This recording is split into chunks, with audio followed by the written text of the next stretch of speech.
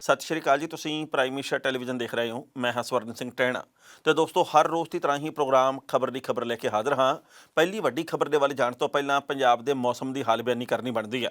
ਪੰਜਾਬ, ਦਿੱਲੀ ਤੇ ਹਰਿਆਣਾ ਯਾਨੀ ਕਿ ਤਿੰਨਾਂ ਸੂਬਿਆਂ ਦੇ ਵਿੱਚ ਲੰਘੇ ਕੱਲ੍ਹ ਦਿਨ ਦੇ ਵੇਲੇ ਸੋਹਣੀ ਧੁੱਪ ਨਿਕਲੀ ਆ। ਸੋ ਕਹਿਣ ਦਾ ਭਾਵ ਇਹ ਆ ਕਿ ਠੰਡ ਤੋਂ ਥੋੜ੍ਹਾ ਜਿਹਾ ਬਚਾ ਰਿਹਾ, ਪਰ ਰਾਤ ਦੇ ਵੇਲੇ ਪਾਰਾ ਲੁੜਕ ਗਿਆ। ਤੇ ਮੌਸਮ ਵਿਭਾਗ ਦੇ ਵੱਲੋਂ ਇਹ ਗੱਲ ਕਹੀ ਗਈ ਹੈ ਕਿ ਆਉਂਦੇ 24 ਘੰਟਿਆਂ ਦੇ ਵਿੱਚ ਪੰਜਾਬ ਦਾ ਮੌਸਮ ਸਥਿਰ ਰਹਿਣਾ, ਯਾਨੀ ਕਿ ਰਾਤਾਂ ਠੰਡੀਆਂ ਰਹਿਣੀਆਂ ਤੇ ਦਿਨ ਦੇ ਵੇਲੇ ਧੁੱਪ ਆ ਜਿਹੜੀ ਉਹ ਬਰਕਰਾਰ ਰਹਿਣੀ ਹੈ, ਦਿਨ ਵੇਲੇ ਧੁੱਪ ਨਿਕਲਣੀ ਹੈ।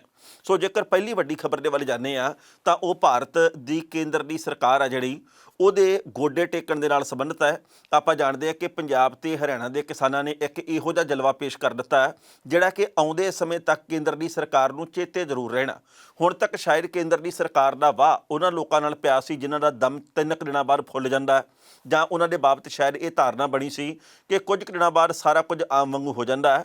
ਪਰ ਪੰਜਾਬ ਦੇ ਤੇ ਹਰਿਆਣਾ ਦੇ ਕਿਸਾਨਾਂ ਨੇ ਜਿਸ ਤਰੀਕੇ ਨਾਲ ਬੈਰੀਕੇਡ ਤੋੜੇ ਆ, ਜਿਵੇਂ ਸੰਗਲ ਪੱਟੇ ਆ, ਜਿਵੇਂ ਉਹਨਾਂ ਦੇ ਵੱਲੋਂ ਟਿੱਪਰਾਂ ਦੇ ਟਿੱਪਰ ਜਿਹੜੇ ਮਿੱਟੀ ਦੇ ਤੇ ਰੇਤ ਦੇ ਭਰ ਕੇ ਖੜੇ ਕੀਤੇ ਗਏ ਸੀਗੇ, ਉਹਨਾਂ ਨੂੰ ਉਰੇ ਪਰੇ ਕਰ ਦਿੱਤਾ।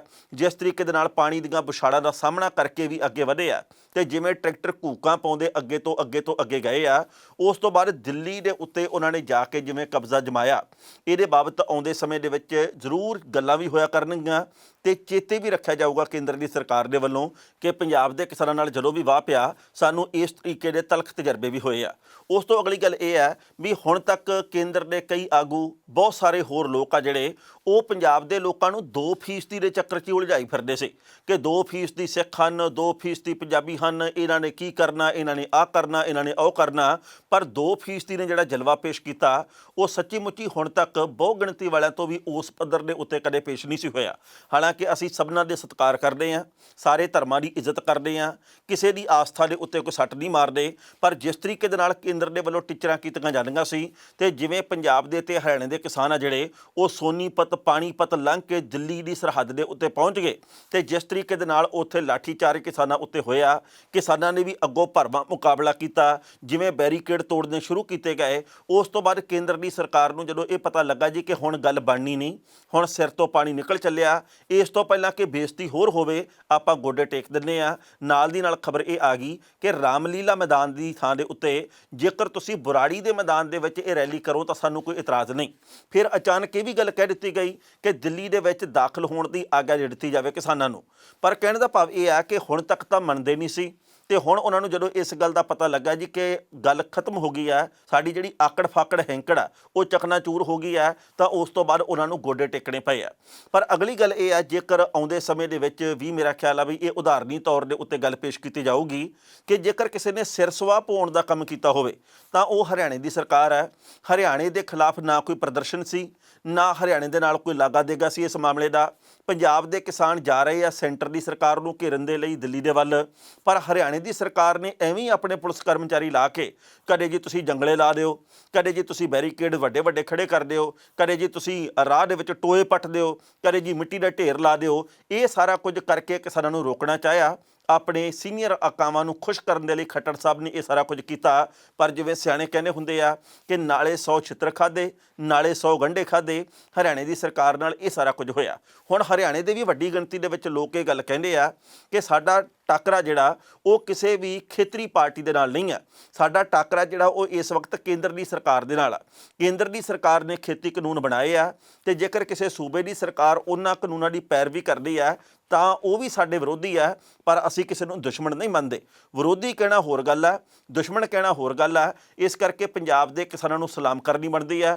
ਅੱਜ ਪੰਜਾਬ ਦੇ ਇੱਕ ਹੋਰ ਕਿਸਾਨ ਦੀ ਮੌਤ ਹੋਈ ਆ, ਮਾਨਸਾ ਜ਼ਿਲ੍ਹੇ ਦਾ ਉਹ ਕਿਸਾਨ ਸੀ ਧੰਨਾ ਸਿੰਘ, ਉਹਦੀ ਸੜਕ ਹਾਦਸੇ ਦੇ ਵਿੱਚ ਮੌਤ ਹੋਈ ਹੈ।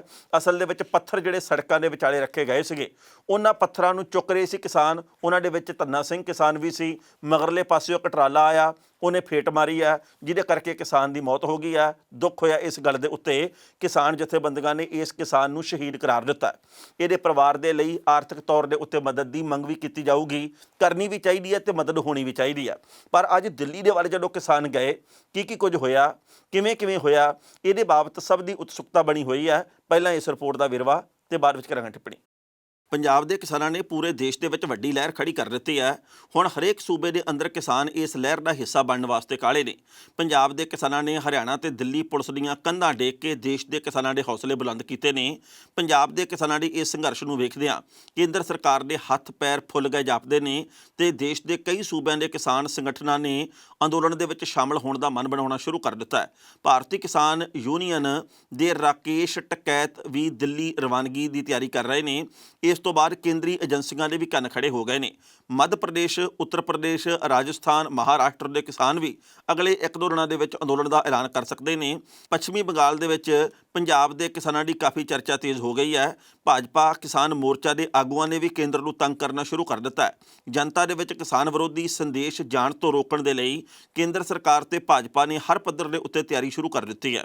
ਕਿਸਾਨਾਂ ਨੂੰ ਮਨਾਉਣ, ਕਿਸਾਨਾਂ ਦੇ ਹਿੱਤਾਂ ਦੀ ਰਾਖੀ, ਉਹਨਾਂ ਦੇ ਭਰਮ ਦੂਰ ਕਰਨ ਦੇ ਲਈ ਕੇਂਦਰੀ ਖੇਤੀਬਾੜੀ ਮੰਤਰੀ ਨਰਿੰਦਰ ਸਿੰਘ ਤੋਮਰ 3 ਦਸੰਬਰ ਨੂੰ ਕਿਸਾਨ ਜਥੇਬੰਦੀਆਂ ਨਾਲ ਗੱਲਬਾਤ ਕਰਨਗੇ। ਉਹਨਾਂ ਨਾਲ ਵਣਜ ਤੇ ਰੇਲ ਮੰਤਰੀ ਪੀਯੂਸ਼ ਗੋਇਲ ਵੀ ਹੋਣਗੇ।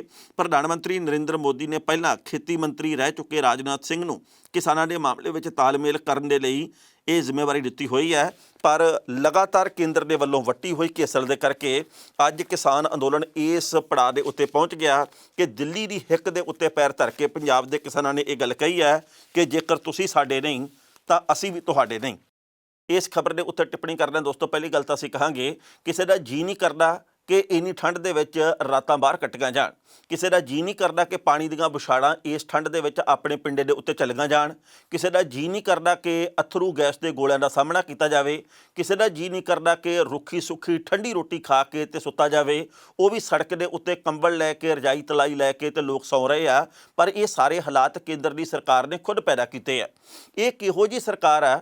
ਕਿਸਾਨ ਕਹਿੰਦੇ ਆ ਸਾਨੂੰ ਤੁਹਾਡੇ ਖੇਤੀ ਕਾਨੂੰਨ ਚਾਹੀਦੇ ਨਹੀਂ। ਜਿਵੇਂ ਤੁਸੀਂ ਕਹਿੰਦੇ ਜੀ ਕਿ ਤੁਹਾਡੀਆਂ ਫਸਲਾਂ ਦਾ ਮੁੱਲ ਦੁੱਗਣਾ ਹੋ ਜਾਣਾ, ਤੁਹਾਡੀ ਆਮਦਨ ਦੁੱਗਣੀ ਹੋ ਜਾਣੀ ਆ। ਕਿਸਾਨ ਕਹਿੰਦੇ ਸਾਨੂੰ ਪਹਿਲਾਂ ਵਾਂਗੂ ਠੀਕ ਆ। ਕੇਂਦਰ ਦੀ ਸਰਕਾਰ ਇੰਨੀ ਕਦੋਂ ਤੋਂ ਹਤੈਸ਼ੀ ਹੋ ਗਈ ਕਿ ਉਹ ਕਹਿੰਦੀ ਨਾ ਅਸੀਂ ਤਾਂ ਤੁਹਾਡੀ ਆਮਦਨ ਦੁੱਗਣੀ ਕਰਨੀ ਆ। ਨੀਤੀਆਂ ਉਹਨਾਂ ਦੀਆਂ ਹੋਰ ਆ, ਨੀਤਾਂ ਵੀ ਉਹਨਾਂ ਦੀਆਂ ਹੋਰ ਆ। ਉਹ ਕਾਰਪੋਰੇਟ ਘਰਾਣਿਆਂ ਦਾ ਫਾਇਦਾ ਕਰਦੇ ਆਪਣਾ ਨੁਕਸਾਨ ਕਰਾ ਬੈਠੇ ਆ। ਤੇ ਹੁਣ ਕੇਂਦਰ ਦੀ ਸਰਕਾਰ ਨੂੰ ਇਸ ਗੱਲ ਕਰਕੇ ਪਿੱਸੂ ਪਏ ਆ ਵੀ ਜਿਵੇਂ ਪੰਜਾਬ ਦੇ ਤੇ ਹਰਿਆਣੇ ਦੇ ਕਿਸਾਨਾਂ ਨੇ ਕੂਚ ਕੀਤਾ, ਦਿੱਲੀ ਦੇ ਵੱਲ ਧਾਵਾ ਬੋਲਿਆ। ਜੇਕਰ ਕੱਲ੍ਹ ਨੂੰ ਹੋਰ ਜਥੇਬੰਦੀਆਂ, ਕਿਸੇ ਹੋਰ ਮਹਿਕਮੇ ਦੇ ਕਿਸੇ ਹੋਰ ਵਰਗ ਦੇ ਲੋਕਾਂ ਦੇ ਵੱਲੋਂ ਇਸੇ ਤਰੀਕੇ ਦਾ ਅੰਦੋਲਨ ਸ਼ੁਰੂ ਕਰ ਦਿੱਤਾ ਗਿਆ ਤਾਂ ਸਾਡੇ ਪਿੰਡ ਪੱਲੇ ਕੱਖ ਨਹੀਂ ਰਹਿਣਾ।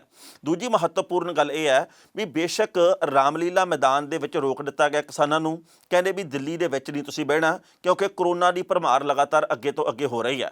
ਇਸ ਕਰਕੇ ਬੁਰਾੜੀ ਦੇ ਮੈਦਾਨ ਦੇ ਵਿੱਚ ਬੈਠ ਜਾਓ।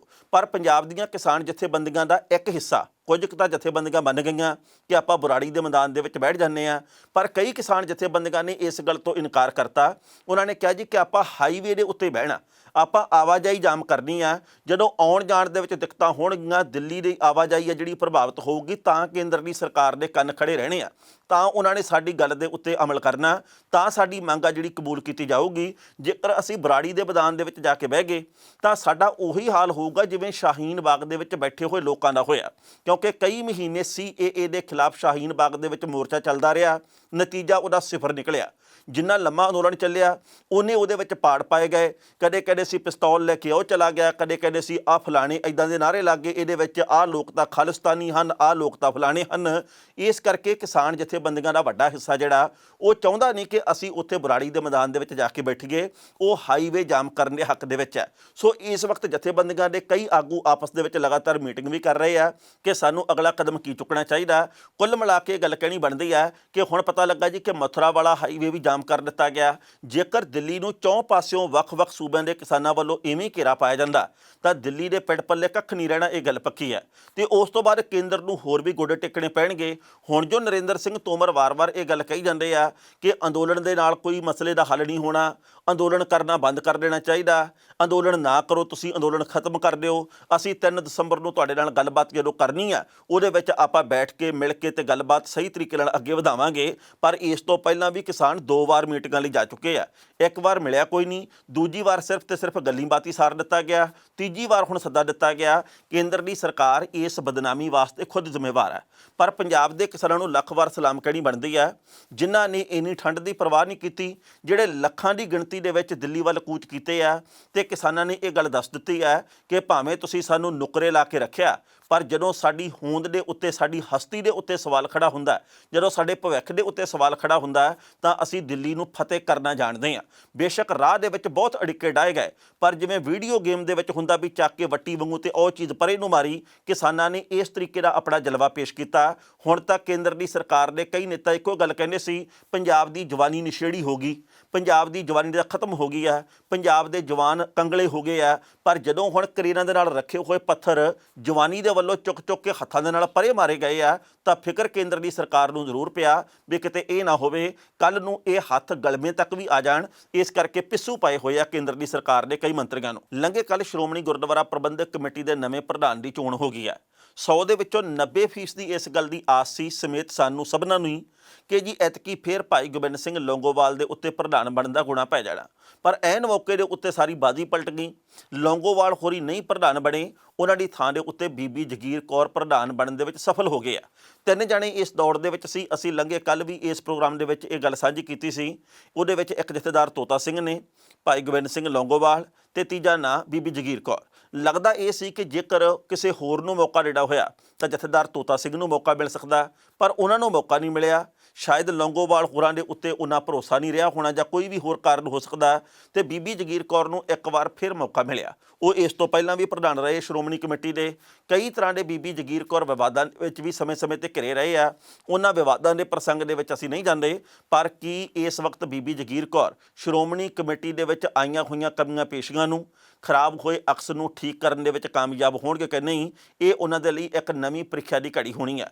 ਬੀਬੀ ਜਗੀਰ ਕੌਰ ਦੇ ਵਿਰੋਧੀਆਂ ਦੇ ਵੱਲੋਂ ਇਹ ਗੱਲ ਕਹੀ ਜਾ ਰਹੀ ਹੈ ਕਿ ਉਹਨਾਂ ਦਾ ਅਕਸ ਸਾਫ਼ ਨਹੀਂ ਹੈ, ਉਹਨਾਂ ਦੇ ਅਕਸ ਨੂੰ ਕਈ ਤਰ੍ਹਾਂ ਦੀਆਂ ਗੱਲਾਂ ਨੇ ਘੇਰਾ ਪਾਇਆ ਹੋਇਆ। ਇਸ ਕਰਕੇ ਉਹਨਾਂ ਦਾ ਪ੍ਰਧਾਨ ਬਣਨਾ ਵਾਜਬ ਨਹੀਂ ਸੀ, ਉਹਨਾਂ ਨੂੰ ਪ੍ਰਧਾਨਗੀ ਦਾ ਮੌਕਾ ਨਹੀਂ ਸੀ ਮਿਲਣਾ ਚਾਹੀਦਾ। ਪਰ ਜਦੋਂ ਉਹ ਹੁਣ ਪ੍ਰਧਾਨ ਬਣ ਹੀ ਗਏ ਆ, ਤਾਂ ਉਹਨਾਂ ਦੇ ਲਈ ਅਗਲੀ ਪ੍ਰੀਖਿਆ ਜਿਹੜੀ ਉਹ ਸ਼੍ਰੋਮਣੀ ਕਮੇਟੀ ਦਾ ਕੰਮਕਾਜ ਹੈ ਜਿਹੜਾ ਉਹ ਸਹੀ ਤਰੀਕੇ ਦੇ ਨਾਲ ਚਲਾਉਣਾ ਹੋਊਗਾ। ਪਹਿਲਾਂ ਇਸ ਰਿਪੋਰਟ ਦਾ ਵੇਰਵਾ ਤੇ ਬਾਅਦ ਵਿੱਚ ਕਰਾਂਗੇ ਟਿੱਪਣੀ। ਸ਼੍ਰੋਮਣੀ ਅਕਾਲੀ ਦਲ ਦੇ ਸੀਨੀਅਰ ਆਗੂ ਬੀਬੀ ਜਗੀਰ ਕੌਰ ਨੂੰ ਤੀਜੀ ਵਾਰ ਸ਼੍ਰੋਮਣੀ ਗੁਰਦੁਆਰਾ ਪ੍ਰਬੰਧਕ ਕਮੇਟੀ ਦੀ ਪ੍ਰਧਾਨ ਚੁਣ ਲਿਆ ਗਿਆ।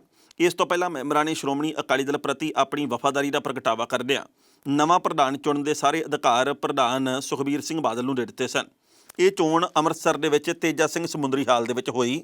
ਪਹਿਲਾਂ ਕੁਝ ਮੈਂਬਰਾਂ ਨੇ ਵਿਰੋਧ ਕਰਦਿਆਂ ਸ਼੍ਰੋਮਣੀ ਅਕਾਲੀ ਦਲ ਦੇ ਸਾਬਕਾ ਆਗੂ ਮਿੱਠੂ ਸਿੰਘ ਕਾਨੇਕੇ ਨੂੰ SGPC ਦਾ ਨਵਾਂ ਪ੍ਰਧਾਨ ਬਣਾਉਣ ਦਾ ਪ੍ਰਸਤਾਵ ਰੱਖਿਆ।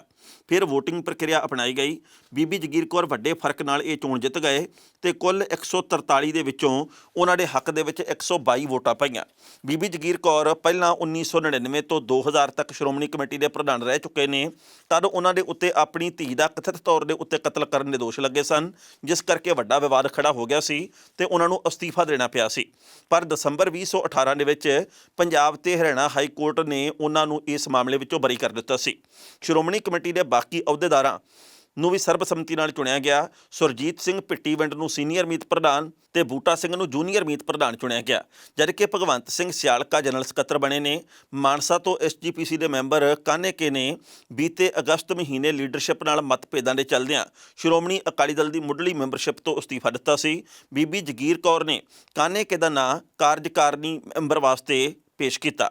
ਹੋਰ ਕਾਰਜਕਾਰਨੀ ਮੈਂਬਰਾਂ ਦੇ ਵਿੱਚ ਨਵਤੇਜ ਸਿੰਘ, ਬਲਦੇਵ ਸਿੰਘ, ਸਤਵਿੰਦਰ ਸਿੰਘ ਟੌੜਾ, ਭੁਪਿੰਦਰ ਸਿੰਘ ਭਲਵਾਨ, ਅਮਰੀਕ ਸਿੰਘ, ਸੰਤ ਚਰਨਜੀਤ ਸਿੰਘ, ਦਰਸ਼ਨ ਸਿੰਘ, ਹਰਭਜਨ ਸਿੰਘ, ਮਲਕੀਤ ਕੌਰ ਤੇ ਅਜਮੇਰ ਸਿੰਘ ਸ਼ਾਮਲ ਹਨ। ਇਸ ਖਬਰ ਦੇ ਉੱਤੇ ਟਿੱਪਣੀ ਕਰਦਾ ਦੋਸਤੋ, ਪਹਿਲੀ ਗੱਲ ਤਾਂ ਅਸੀਂ ਕਹਾਂਗੇ ਕਿ ਬੀਬੀ ਜਗੀਰ ਕੌਰ ਸ਼੍ਰੋਮਣੀ ਗੁਰਦੁਆਰਾ ਪ੍ਰਬੰਧਕ ਕਮੇਟੀ ਦੇ ਨਵੇਂ ਪ੍ਰਧਾਨ ਬਣੇ ਆ। ਇਹਦੇ ਉੱਤੇ ਸਭ ਦੇ ਆਪੋ ਆਪਣੇ ਮਤ ਹੋ ਸਕਦੇ ਆ, ਪਰ ਜਦੋਂ ਹੁਣ ਉਹ ਪ੍ਰਧਾਨ ਬਣ ਹੀ ਗਏ ਆ ਤਾਂ ਉਹ ਕੰਮਕਾਜ ਕਿੰਨੀ ਕੁ ਕੁਸ਼ਲਤਾ ਦੇ ਨਾਲ ਚਲਾਉਂਦੇ ਆ, ਸਭ ਤੋਂ ਵੱਡਾ ਖਿਆਲ ਇਸ ਗੱਲ ਦੇ ਵੱਲ ਟਿਕਿਆ ਰਹਿਣਾ। ਕਿਉਂਕਿ ਉਹਨਾਂ ਨੇ ਪ੍ਰਧਾਨਗੀ ਉਸ ਵਕਤ ਹਾਸਲ ਕੀਤੀ ਹੈ ਜਦੋਂ ਗੁਰੂ ਗ੍ਰੰਥ ਸਾਹਿਬ ਜੀ ਦੇ 328 ਪਾਵਨ ਸਰੂਪਾਂ ਦੇ ਗਾਇਬ ਹੋਣ ਦਾ ਮਾਮਲਾ ਸ਼ਾਂਤ ਨਹੀਂ ਹੋ ਰਿਹਾ। ਬੇਸ਼ੱਕ ਸ਼੍ਰੋਮਣੀ ਕਮੇਟੀ ਇਹ ਗੱਲ ਕਹਿੰਦੀ ਹੈ ਜੀ ਕਿ ਅਸੀਂ ਤਾਂ ਪੂਰੀ ਜਿਹੜੀ ਜਾਂਚ ਰਿਪੋਰਟ ਹੈ ਉਹ ਆਪਣੀ ਵੈਬਸਾਈਟ ਦੇ ਉੱਤੇ ਵੀ ਪਾਈ ਹੈ, ਪਰ ਲੋਕਾਂ ਦਾ ਵੱਡਾ ਹਿੱਸਾ, ਪੰਥਕ ਜਥੇਬੰਦੀਆਂ ਦਾ ਵੱਡਾ ਹਿੱਸਾ ਇਸ ਗੱਲ ਦੇ ਉੱਤੇ ਸੰਤੁਸ਼ਟ ਨਹੀਂ ਹੈ। ਸ਼੍ਰੋਮਣੀ ਕਮੇਟੀ ਦੇ ਵਿੱਚ ਚੌਥੇ ਕੁ ਦਿਨ ਕੋਈ ਨਾ ਕੋਈ ਘਪਲੇ ਦੀ ਖਬਰ ਵੀ ਆਉਂਦੀ ਹੈ। ਇਸ ਮਾਮਲੇ ਨੂੰ ਕਿਸ ਤਰੀਕੇ ਨਾਲ ਹੱਲ ਕਰਨਗੇ ਤੇ ਕਿਵੇਂ ਸਾਰਾ ਕੁਝ ਪਾਰਦਰਸ਼ੀ ਹੋਊਗਾ, ਇਹ ਵੀ ਬੀਬੀ ਜਗੀਰ ਕੌਰ ਦੇ ਹਿੱਸੇ ਆਉਂਦੀ ਇੱਕ ਬਹੁਤ ਵੱਡੀ ਜ਼ਿੰਮੇਵਾਰੀ ਹੋਣੀ ਆ। ਸਭ ਤੋਂ ਵੱਡੀ ਗੱਲ ਇਹ ਵੀ ਹੈ ਕਿ ਸ਼੍ਰੋਮਣੀ ਗੁਰਦੁਆਰਾ ਪ੍ਰਬੰਧਕ ਕਮੇਟੀ ਦੇ ਉੱਤੇ ਸਮੇਂ-ਸਮੇਂ ਦੇ ਉੱਤੇ ਰਾਜਨੀਤਿਕ ਰੰਗਣ ਦੇ ਵਿੱਚ ਰੰਗੇ ਹੋਣ ਦੇ ਦੋਸ਼ ਲੱਗੇ ਆ, ਕਿਉਂਕਿ ਪ੍ਰਧਾਨ ਸਾਹਿਬ ਕਿਵੇਂ ਚੁਣੇ ਜਾਂਦੇ ਆ ਆਪਾਂ ਨੂੰ ਪਤਾ। ਇਸ ਤੋਂ ਇਲਾਵਾ ਸਮੇਂ-ਸਮੇਂ ਦੇ ਉੱਤੇ ਕਈ ਤਰ੍ਹਾਂ ਦੀਆਂ ਰਾਜਨੀਤਿਕ ਮਹਿਫਲਾਂ ਦੇ ਵਿੱਚ, ਰੈਲੀਆਂ ਦੇ ਵਿੱਚ ਕਈ ਤਰ੍ਹਾਂ ਦਾ ਯੋਗਦਾਨ ਸ਼੍ਰੋਮਣੀ ਕਮੇਟੀ ਦਾ ਪੈਣ ਦੀਆਂ ਖਬਰਾਂ ਆਉਂਦੀਆਂ। ਸੋ ਉਸ ਪਾਸਿਓਂ ਵੀ ਜੇਕਰ ਕਿਨਾਰਾਕਸ਼ੀ ਥੋੜ੍ਹੀ ਜਿਹੀ ਕੀਤੀ ਜਾਵੇ ਤਾਂ ਸ਼੍ਰੋਮਣੀ ਕਮੇਟੀ ਦਾ ਅਕਸ ਹੋਰ ਉੱਚਾ ਤੇ ਸੁੱਚਾ ਹੋ ਸਕਦਾ ਹੈ। ਗੱਲ ਇਹ ਨਹੀਂ ਕਿ ਕਿਸੇ ਇੱਕ ਰਾਜਨੀਤਿਕ ਪਾਰਟੀ ਨਾਲ ਜੋੜ ਕੇ ਵੇਖਿਆ ਜਾਵੇ। ਕਿਸੇ ਵੀ ਰਾਜਨੀਤਿਕ ਪਾਰਟੀ ਦੇ ਨਾਲ ਸ਼੍ਰੋਮਣੀ ਕਮੇਟੀ ਨੂੰ ਉਹ ਸਾਂਝ ਨਹੀਂ ਰੱਖਣੀ ਚਾਹੀਦੀ ਜਿਹਦੇ ਕਰਕੇ ਉਹਦਾ ਪ੍ਰਭਾਵ ਇੱਕ ਸਿਆਸੀ ਧਿਰ ਦੇ ਤੌਰ ਦੇ ਉੱਤੇ ਜਾਵੇ। ਇਸ ਗੱਲ ਦੇ ਵੱਲ ਉਚੇਚੇ ਤੌਰ ਦੇ ਉੱਤੇ ਖਿਆਲ ਰੱਖਣਾ ਸਮੇਂ ਦੀ ਸਭ ਤੋਂ ਵੱਡੀ ਲੋੜ ਹੈ।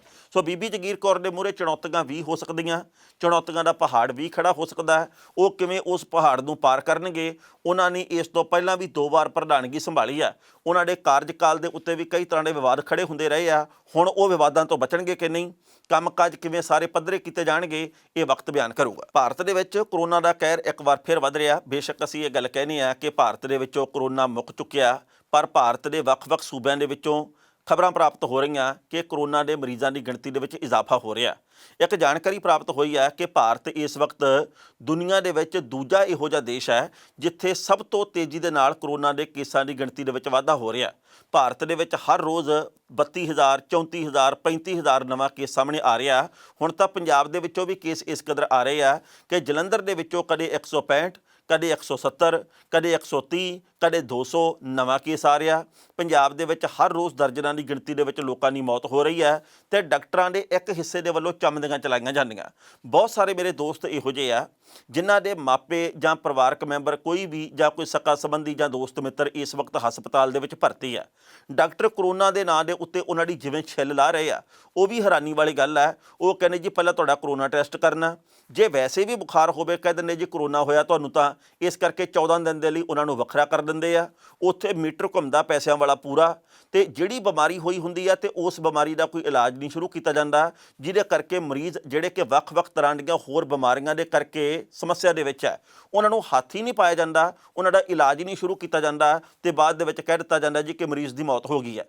ਪਿਛਲੇ ਦਿਨੀ ਖਬਰ ਆਈ ਸੀ ਖਰੜ ਦੇ ਵੱਲੋਂ ਇੱਕ ਨਿੱਜੀ ਹਸਪਤਾਲ ਦੇ ਵੱਲੋਂ 3 ਦਿਨ ਇੱਕ ਮਰੀਜ਼ ਨੂੰ ਦਾਖਲ ਰੱਖਿਆ ਗਿਆ, ਫਿਰ ਚੌਥੇ ਦਿਨ ਉਹਦੀ ਮੌਤ ਹੋ ਗਈ ਤੇ ਉਹਦਾ ਬਿੱਲ ਆ ਜਿਹੜਾ ਉਹ 3.25 ਲੱਖ ਰੁਪਏ ਤੋਂ ਉੱਪਰ ਬਣਾ ਦਿੱਤਾ ਗਿਆ। ਸਰਕਾਰ ਇਹ ਗੱਲ ਕਹਿੰਦੀ ਹੈ ਕਿ 10 ਤੋਂ ਲੈ ਕੇ 15,000 ਰੁਪਏ ਤੱਕ ਇੱਕ ਦਿਨ ਦਾ ਕਰੋਨਾ ਮਰੀਜ਼ ਦੇ ਇਲਾਜ ਦਾ ਖਰਚਾ ਰੱਖਿਆ ਸੀ ਨਿੱਜੀ ਹਸਪਤਾਲ ਦੇ ਵਿੱਚ, ਪਰ ਲੱਖ ਰੁਪਈਆ ਦਿਨ ਦਾ ਜਿਹੜੇ ਹਸਪਤਾਲ ਲੈਂਦੇ ਆ, ਬਣਾਈ ਜਾਂਦੇ ਆ, ਲਾਸ਼ ਨਹੀਂ ਦਿੰਦੇਗੇ। ਉਹਨਾਂ ਦੇ ਬਾਰੇ ਕੀ ਕਹੀਏ ਤੇ ਕੀ ਨਾ ਕਹੀਏ, ਪਹਿਲਾਂ ਇਸ ਰਿਪੋਰਟ ਦਾ ਵੇਰਵਾ ਕਿ ਭਾਰਤ ਦੇ ਵਿੱਚ ਕਰੋਨਾ ਦੇ ਮਰੀਜ਼ਾਂ ਦੀ ਗਿਣਤੀ 'ਚ ਕਿਵੇਂ ਵਾਧਾ ਹੋ ਰਿਹਾ ਤੇ ਬਾਅਦ ਵਿੱਚ ਕਰਾਂਗੇ ਟਿੱਪਣੀ। ਭਾਰਤ ਦੇ ਵਿੱਚ ਕਰੋਨਾ ਦੇ ਮਾਮਲਿਆਂ ਦੇ ਵਿੱਚ ਇੱਕ ਵਾਰ ਫਿਰ ਤੇਜ਼ੀ ਦੇਖਣ ਨੂੰ ਮਿਲ ਰਹੀ ਹੈ। ਹਰ ਰੋਜ਼ ਮਿਲਣ ਵਾਲੇ ਕਰੋਨਾ ਮਰੀਜ਼ਾਂ ਦੇ ਮਾਮਲਿਆਂ ਦੇ ਵਿੱਚ ਭਾਰਤ ਫਿਰ ਦੁਨੀਆ ਦੇ ਵਿੱਚ ਦੂਜਾ ਸਭ ਤੋਂ ਵੱਡਾ ਦੇਸ਼ ਬਣ ਗਿਆ। ਹੁਣ ਇੱਥੇ ਹਰ ਰੋਜ਼ 35 ਤੋਂ ਲੈ ਕੇ 44,000 ਲੋਕ ਪੀੜਤ ਮਿਲ ਰਹੇ ਨੇ। ਇੱਕ ਹਫ਼ਤਾ ਪਹਿਲਾਂ ਤੱਕ ਭਾਰਤ ਚੌਥੇ ਤੇ 5ਵੇਂ ਨੰਬਰ ਦੇ ਉੱਤੇ ਸੀ। ਅਮਰੀਕਾ ਇਸ ਮਾਮਲੇ ਦੇ ਵਿੱਚ ਟੌਪ ਦੇ ਉੱਤੇ ਹੈ। ਇੱਥੇ ਹਰ ਰੋਜ਼ 1 ਲੱਖ ਤੋਂ ਵੱਧ ਕੇਸ ਵੱਧ ਰਹੇ ਨੇ। ਚੰਗੀ ਤੇ ਰਾਹਤ ਦੀ ਗੱਲ ਇਹ ਹੈ ਕਿ ਕਰੋਨਾ ਨਾਲ ਹੋਣ ਵਾਲੀਆਂ ਮੌਤਾਂ ਦੇ ਮਾਮਲੇ ਵਿੱਚ ਭਾਰਤ ਦੀ ਸਥਿਤੀ ਥੋੜ੍ਹੀ ਜਿਹੀ ਬਿਹਤਰ ਹੋਈ ਹੈ। ਦੁਨੀਆ ਦੇ ਹੋਰ ਦੇਸ਼ਾਂ ਦੀ ਤੁਲਨਾ ਕਰੀਏ ਤਾਂ ਭਾਰਤ ਹੁਣ ਦੁਨੀਆ ਦਾ 8ਵਾਂ ਦੇਸ਼ ਹੋ ਗਿਆ ਜਿੱਥੇ ਹਰ ਰੋਜ਼ ਸਭ ਤੋਂ ਜ਼ਿਆਦਾ ਮੌਤਾਂ ਹੋ ਰਹੀਆਂ ਨੇ। ਪਿਛਲੇ 25 ਨਵੰਬਰ ਨੂੰ ਇਸ ਮਾਮਲੇ ਦੇ ਵਿੱਚ ਭਾਰਤ 5ਵੇਂ ਨੰਬਰ ਦੇ ਉੱਤੇ ਸੀ। ਦੇਸ਼ ਵਿੱਚ ਕਰੋਨਾ ਮਰੀਜ਼ਾਂ ਦਾ ਅੰਕੜਾ 93,11,281 ਹੋ ਗਿਆ। ਇਹਦੇ ਵਿੱਚ 4,51,911 ਮਰੀਜ਼ਾਂ ਦਾ ਇਲਾਜ ਚੱਲ ਰਿਹਾ, ਜਦਕਿ 87,18,469 ਲੋਕ ਠੀਕ ਹੋ ਚੁੱਕੇ ਨੇ। ਕਰੋਨਾ ਨਾਲ ਜਾਨ ਗਵਾਉਣ ਵਾਲਿਆਂ ਦੀ ਗਿਣਤੀ ਹੁਣ ਤੱਕ 1,35,770 ਤੋਂ ਉੱਪਰ ਹੋ ਗਈ ਹੈ। ਇਹ ਜਿਹੜੇ ਅੰਕੜੇ ਨੇ ਇਹ covid19india.org ਤੋਂ ਲਏ ਗਏ ਨੇ। ਇਸ ਤੋਂ ਇਲਾਵਾ ਵੀ ਅੰਕੜੇ ਅੱਗੇ ਪਿੱਛੇ ਹੋ ਸਕਦੇ ਨੇ ਕਿਉਂਕਿ ਸਰਕਾਰੀ ਤੇ ਨਿੱਜੀ ਅੰਕੜਿਆਂ ਦੇ ਵਿੱਚ ਕਈ ਗੁਣਾਂ ਦਾ ਫਰਕ ਅਕਸਰ ਪਾਇਆ ਜਾਂਦਾ ਹੈ। ਇਸ ਖਬਰ ਦੇ ਉੱਤੇ ਟਿੱਪਣੀ ਕਰ ਰਿਹਾ ਦੋਸਤੋ, ਪਹਿਲੀ ਗੱਲ ਤਾਂ ਅਸੀਂ ਕਹਾਂਗੇ ਕਿ ਜਿਸ ਤਰੀਕੇ ਦੇ ਨਾਲ ਭਾਰਤ ਦੇ ਵਿੱਚ ਕਰੋਨਾ ਵੱਧ ਰਿਹਾ ਇਹ ਚਿੰਤਾਜਨਕ ਹੈ। ਹਾਲਾਂਕਿ ਅਸੀਂ ਕਰੋਨਾ ਮੰਨੀਏ ਜਾਂ ਨਾ ਮੰਨੀਏ ਇਹ ਸਾਡੀ ਆਪਣੀ ਮਰਜ਼ੀ ਹੈ, ਪਰ ਦੂਜੀ ਗੱਲ ਇਹ ਹੈ ਵੀ ਜਦੋਂ ਕੇਂਦਰ ਦੀ ਸਰਕਾਰ ਲੋਕਾਂ ਨੂੰ ਕਹਿੰਦੀ ਹੈ ਕਿ ਤੁਸੀਂ ਚੌਕਸ ਰਹੋ, ਤੁਸੀਂ ਜਾਗਰੂਕ ਰਹੋ, ਤੁਸੀਂ ਹਦਾਇਤਾਂ ਦਾ ਪਾਲਣ ਕਰੋ। ਉਦੋਂ ਜੀ ਕਰਦਾ ਵੀ ਬਿਲਕੁਲ ਇਹਨਾਂ ਦੀ ਗੱਲ ਨੂੰ ਮੰਨਣਾ ਚਾਹੀਦਾ। ਪਰ ਜਦੋਂ ਬਿਹਾਰ ਦੇ ਵਿੱਚ ਚੋਣਾਂ ਹੁੰਦੀਆਂ, ਪ੍ਰਧਾਨ ਮੰਤਰੀ ਸਾਹਿਬ ਰੈਲੀਆਂ ਕਰਦੇ ਆ, ਉਦੋਂ ਪਤਾ ਨਹੀਂ ਕਰੋਨਾ ਕਿਹੜੀ ਛੁੱਟੀ ਦੇ ਉੱਤੇ ਚਲਾ ਜਾਂਦਾ, ਉਦੋਂ ਪਤਾ ਨਹੀਂ ਕਰੋਨਾ ਕਿੱਥੇ ਜਾ ਕੇ ਸੌਂ ਜਾਂਦਾ। ਉਦੋਂ ਜਾਂ ਪ੍ਰਧਾਨ ਮੰਤਰੀ ਸਾਹਿਬ ਤੋਂ ਤੇ ਬੀਜੇਪੀ ਤੋਂ ਡਰਦਾ ਹੋਣਾ ਕਿ ਲੱਖਾਂ ਦੀ ਗਿਣਤੀ ਦੇ ਵਿੱਚ ਰੈਲੀ ਦੇ ਵਿੱਚ ਲੋਕ ਆਏ ਹੁੰਦੇ ਆ, ਪਰ ਕਰੋਨਾ ਦਾ ਡਰ ਹੀ ਕੋਈ ਨਹੀਂ ਹੁੰਦਾ। ਜਿਉਂ ਹੀ ਬਿਹਾਰ ਦੀਆਂ ਚੋਣਾਂ ਦਾ ਕੰਮ ਮੁੱਕਦਾ, ਨਤੀਜੇ ਆ ਜਾਂਦੇ ਆ, ਉਸ ਤੋਂ ਬਾਅਦ ਕਰੋਨਾ ਫੇਰ ਵਧਣਾ ਸ਼ੁਰੂ ਕਰ ਦਿੰਦਾ। ਇਸ ਕਰਕੇ ਲੋਕ ਤਰਕ ਪੇਸ਼ ਕਰਦੇ ਆ। ਜਦੋਂ ਦਿੱਲੀ ਦੇ ਵਿੱਚ ਦਾਖਲਾ ਕਰਨਾ ਚਾਹੁੰਦੇ ਸੀਗੇ ਅੱਜ ਪੰਜਾਬ ਦੇ ਕਿਸਾਨ, ਉਦੋਂ ਵੀ ਉੱਥੋਂ ਦੇ ਪੁਲਿਸ ਵਾਲਿਆਂ ਨੇ, ਦਿੱਲੀ ਦੇ ਪੁਲਿਸ ਕਰਮਚਾਰੀਆਂ ਨੇ ਇਹ ਗੱਲ ਕਹੀ ਕਿ ਕਰੋਨਾ ਬਹੁਤ ਆ, ਅਸੀਂ ਤੁਹਾਨੂੰ ਅੱਗੇ ਨਹੀਂ ਲੰਘਣ ਦੇ ਸਕਦੇ। ਪਰ ਜਦੋਂ ਇਹ ਸਵਾਲ ਕੀਤਾ ਗਿਆ ਜੀ ਕਿ ਬਿਹਾਰ ਦੇ ਵਿੱਚ ਕਰੋਨਾ ਉਦੋਂ ਕਿਉਂ ਨਹੀਂ ਸੀ ਤੇ ਹੁਣ ਦਿੱਲੀ ਦੇ ਵਿੱਚ ਕਿਵੇਂ ਇੱਕਦਮ ਵੱਧ ਗਿਆ, ਉਦੋਂ ਪੁਲਿਸ ਕਰਮਚਾਰੀਆਂ ਨੂੰ ਉੱਤਰ ਨਹੀਂ ਆਇਆ। ਉਹਨਾਂ ਨੂੰ ਵੀ ਇਸ ਮਾਮਲੇ ਦੇ ਵਿੱਚ ਠੰਡੇ ਜਿਹੇ ਹੋਣਾ ਪਿਆ ਵੀ ਗੱਲ ਤਾਂ ਕਿਸਾਨ ਸਹੀ ਕਰਦੇ ਆ। ਸੋ ਕਿਸਾਨਾਂ ਨੂੰ ਰੋਕਣ ਦੇ ਲਈ ਵੀ ਸ਼ਾਇਦ ਕਰੋਨਾ ਦਾ ਬਹੁਤ ਵੱਡਾ ਜ਼ਿਕਰ ਕੀਤਾ ਗਿਆ। ਪਰ ਇਸ ਵਕਤ ਭਾਰਤ ਦੇ ਲੋਕਾਂ ਨੂੰ ਚੌਕਸ ਜ਼ਰੂਰ ਰਹਿਣਾ ਚਾਹੀਦਾ। ਇਸ ਵਕਤ ਜਿਹੜੀਆਂ ਹਦਾਇਤਾਂ ਕੀਤੀਆਂ ਗਈਆਂ ਉਹਦਾ ਪਾਲਣ ਕਰਨਾ ਚਾਹੀਦਾ, ਕਿਉਂਕਿ ਜੇਕਰ ਕੋਈ ਪੀੜਤ ਹੋ ਜਾਂਦਾ ਤਾਂ ਲੀੜੇ ਡਾਕਟਰਾਂ ਦੇ ਵੱਲੋਂ ਉਹਦੇ ਲਾਏ ਜਾਂਦੇ ਆ। ਹਾਲਾਂਕਿ ਅਸੀਂ ਸਾਰੇ ਡਾਕਟਰਾਂ ਨੂੰ ਵੀ ਇੱਕੋ ਰੱਸੇ ਨਹੀਂ ਬੰਨ੍ਹਦੇ, ਪਰ ਜਿਹੋ ਜਿਹੀਆਂ ਰਿਪੋਰਟਾਂ ਆਉਂਦੀਆਂ ਉਹ ਚਿੰਤਾਜਨਕ ਜ਼ਰੂਰ ਹੈ। ਸੋ ਇਸ ਕਰਕੇ ਬਚਾਅ ਦੇ ਵਿੱਚ ਬਚਾਅ, ਹਰ ਕੋਈ ਤੰਦਰੁਸਤ ਰਹੇ, ਇਹਦੀ ਅਸੀਂ ਕਾਮਨਾ ਕਰਦੇ ਹਾਂ। ਖਬਰਾਂ ਦੋਸਤੋ ਕਈ ਹੋਰ ਵੀ ਸਨ, ਪਰ ਜੋ ਵਕਤ ਦੀ ਘਾਟ ਹੈ ਰੁਕਣ ਦਾ ਇਸ਼ਾਰਾ ਕਰ ਰਹੀ ਹੈ। ਕੱਲ੍ਹ ਨੂੰ ਇਸੇ ਵੇਲੇ ਖਬਰ ਦੀ ਖਬਰ ਲੈ ਕੇ ਫਿਰ ਹਾਜ਼ਰ ਹੋਵਾਂਗੇ। ਉਦੋਂ ਤੱਕ ਲਈ ਆਗਿਆ ਦਿਓ। ਬਹੁਤ ਬਹੁਤ ਮਿਹਰਬਾਨੀ।